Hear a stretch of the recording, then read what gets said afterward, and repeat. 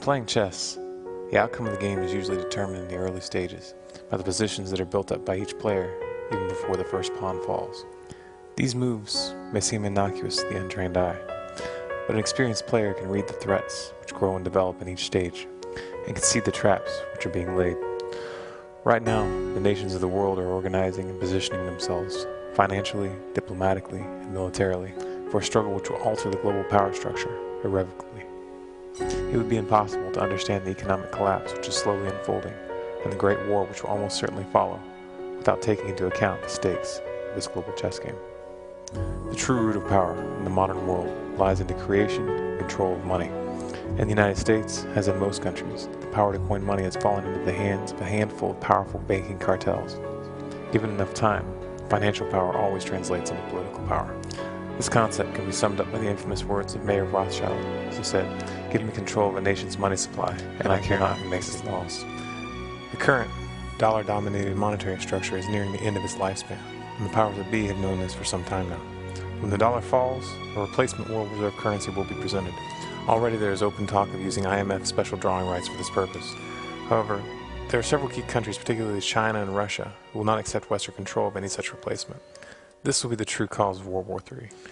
There will be other justifications given, or even apparent attacks on our own soil. There will be the usual talk of fighting terrorism, spreading freedom, and liberating the people of this country or that. But don't be fooled. What's really at stake is the control over the world's monetary system and the global political power which will grow out of it. This is not a subject I enjoy thinking about, because as a father, I feel the implications of what I'm presenting here deep in my gut. I can understand why many might not want to look at what I'm about to say, and why they might resort to calling me a fearmonger. But consider this. If someone sees a hurricane approaching and does not tell you about it, are they really helping you? I want you to look at this, because how you react to these events will shape the future for generations to come. What's at stake is more than your life, more than your children's life. What's at stake is in fact an entire era of human history.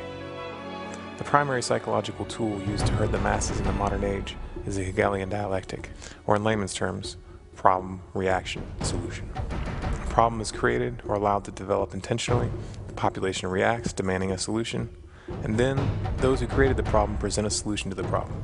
Quite often a solution that gives more power to the very groups that caused the problem in the first place. It's important to understand that World War III is not going to be an accident.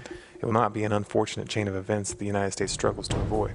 It is in fact a goal, a specific objective that must be reached to force a cultural shift that the population would otherwise never accept.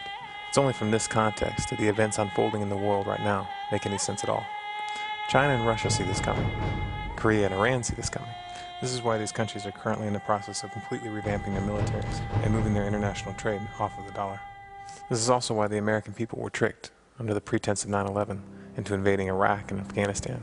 This is why Obama, or more accurately those who control Obama, have not and will not end our presence in the Middle East. They'll delay, they'll move troops from one country to the next, but they will not withdraw. Because in times of war, resources are taken by the barrel of the gun, and it is the control of key resources, such as oil, which ultimately determine the outcome of most wars. Whoever is able to maintain control of the primary oil fields of the world will have the most political leverage and the best capacity to wage conventional warfare. However, if World War III does break out, the chances that it will be restrained to conventional warfare are slim to none. Unless we radically change course right now, a nuclear war is baked in the cake. This is why when I talk about the great collapse that's coming, I show buildings in ruins and describe the total end of our way of life. You don't need to be a psychic to see this coming, any more than you need a crystal ball to see a train rushing headlong towards the edge of a cliff and know that a tragedy is about to unfold. I don't hold out much hope that this great war can be stopped. Stopping it would require a total popular uprising, a revolution like we recently saw in Egypt. And in my opinion, the American people are far too distracted and far too sedated for that to happen. My only hope is to alter the reaction. Please, don't look for boogeymen in foreign lands when the dust from the mushroom clouds clear. Don't send your children to kill and be killed for the lies that the media will feed you. Don't hand over what tattered threads of freedom you still possess in the name of security. Don't look to those who have brought you to the brink of the abyss in the futile hope that they will protect you. Because if you do, they will rebuild society in their own image. In the face of the dark times that are coming, we will have a tiny window of opportunity, a razor's edge path that leads to something different. We have a chance to look at the mistakes of history and choose not to repeat them. But what you need to understand is that a positive outcome is not guaranteed, and how those events unfold will depend on what we do right now.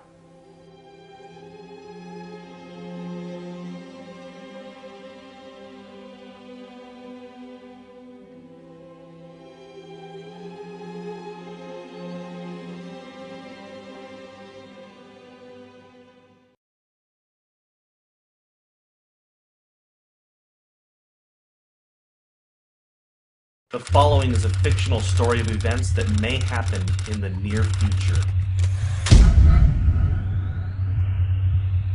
8 a.m. New York Stock Exchange.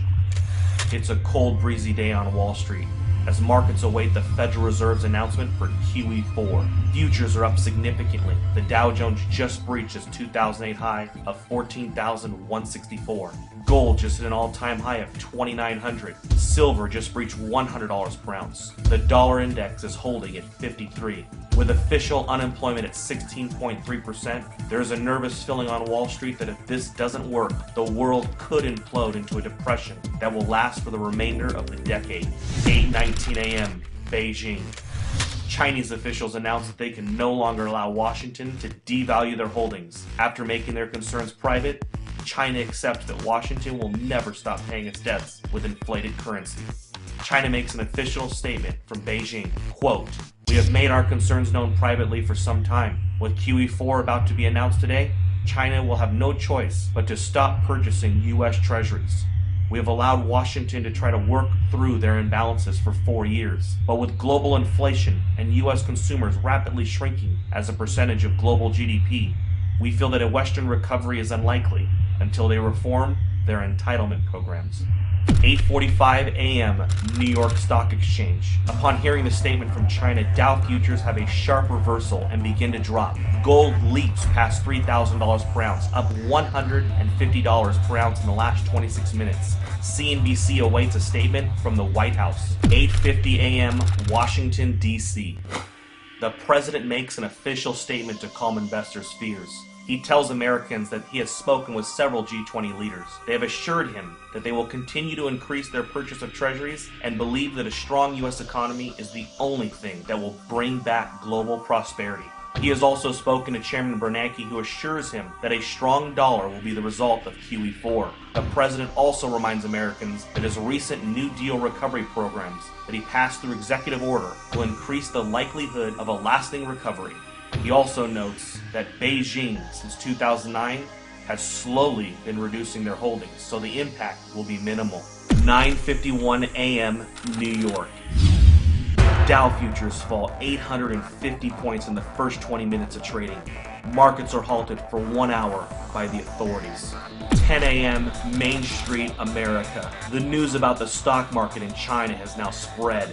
A panic begins to set in and unprepared Americans rush to the grocery store. In an attempt to purchase food and water, Americans that didn't know what was going on are alerted by all of the news stories and panic buying. Within 50 minutes, there is a nationwide rush to the stores. Empty store shelves in America become a reality. 10:52 a.m. New York. Markets reopen and the Dow Jones resumes its collapse. Investors around the world join the sell-off in bonds and stocks and begin to purchase commodities. Unlike the panic of 2008, this time commodities are seen as the only safe haven from a dollar crisis. 11:30 a.m. New York. The Dow falls 1,700 points since reopening. Trading is halted for at least 2 hours. The Federal Reserve injects $200 billion into the markets and announces that QE4 will be delayed until further notice. Congress is called back to D.C. for an emergency joint session. Some members of Congress are saying that they consider China's statement a financial attack. 12 p.m. Main Street, America. Several cities begin to see civil unrest after grocery stores are forced to close. Traffic in the streets and violence break out. The president puts the National Guard on alert for a possible deployment onto U.S. streets if things don't get under control soon. Several news agencies are reporting injuries at grocery chains and call for the authorities to do something before it gets worse. 12:15 p.m. Toronto, Canada. George Soros tells CNBC that a run on treasuries is imminent and that there is nothing the government can do to stop it. He says it is unfortunate that a controlled decline of the dollar was not coordinated better over the years. Today really could have been avoided if not for the Tea Party politicians who demanded fiscal responsibility and a constitutional government. 3 p.m. Gold closes at $11.53 for the day at $4,053 per ounce. Silver closes at $173 per ounce. The president announces that due to civil unrest in some areas of the country, U.S. stock markets will remain closed for the rest of the day. With the exception of mining and other inflation-related stocks, the majority of U.S. stocks are down significantly due to the sell-off and flight to safety in commodities. The Federal Reserve announces that it will begin to purchase U.S. treasuries and stocks in order to stabilize the markets. But this only feeds investors' fears of a full-blown treasury run and collapse of the dollar. 6 p.m. Asia. Asian markets begin a massive sell-off. Dollar collapse rumors begin to take hold of the markets. CNBC Asia looks into a possible COMEX default and complete breakdown in the U.S. economy. Gold spikes in Asia, up 17.50 in the first complete hour of trading. Gold is now at 58.03. 7 p.m. Gold and silver bullion dealers across the world have suspended all sales due to no inventory. A COMEX default is now expected. Several central bank representatives propose a freeze on currency markets and a fixed devaluation of the US dollar in order to calm investors. 7:30 p.m. the United States. The sun sets on America. In the last 12 hours, the world has changed. Americans are glued to their televisions, taking a crash course on a debauched currency. Smoke from fires in the cities have put a dark cloud over the nation. 7:45, the Federal Reserve. The Federal Reserve announces it will inject $1.5 trillion into the markets in order to stop any further decline in stocks. 7:55 p.m., OPEC. The final nail in the coffin. OPEC nations halt oil trades in US dollars until further notice. They will only accept euros, renminbi, or gold. 7:59 p.m. The Federal Reserve's announcement to inject $1.5 trillion into the markets causes a sharp reversal in overseas markets. Stocks begin to rally even as Main Street melts down. 8 p.m. Manhattan. Gerard Adams, president of the National Inflation Association, sends out an urgent email alert. In it, he informs members that it is with great sadness that the time to warn and prepare Americans for hyperinflation has ended.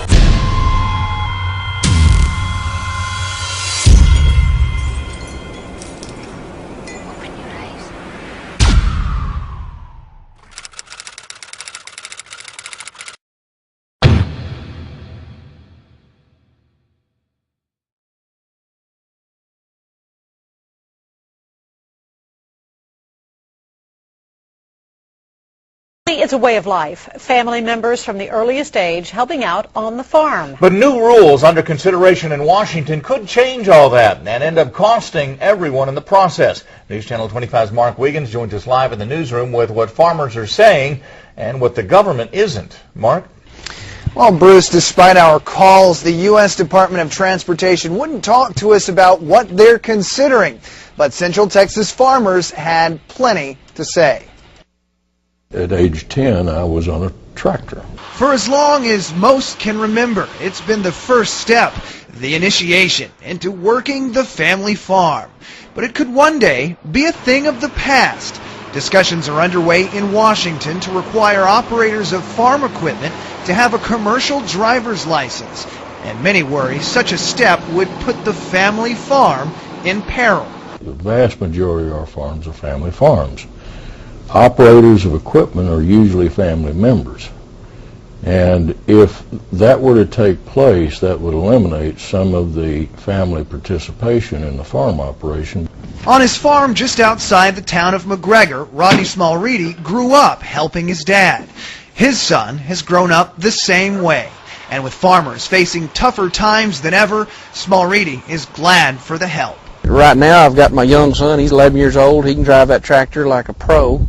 And my dad, who will be 80 this year, well, my dad's not going to go get a CDL to drive a tractor. That's not going to happen. And 11-year-old son, well, I'm going to have to wait, 10 years before he will be old enough to qualify to get a CDL. And I've got to have their help. Concerned with the amount of farm equipment making short hops between fields, the new requirements would subject farmers to the same rules governing truck drivers, requiring them to keep logs and limit their hours, and the prospect of replacing family help with expensive professional drivers, an idea that for many is just absurd. To me, it's the most ridiculous thing I've ever heard. I mean, are we going to have to drive that tractor down to the Department of Public Safety to take a driver's test in? As public hearings on the issue are expected to continue, many are frustrated, while others simply shake their heads. We have lost our understanding of rural life and agriculture. I'm not saying that anything's malicious at all, but they just don't understand.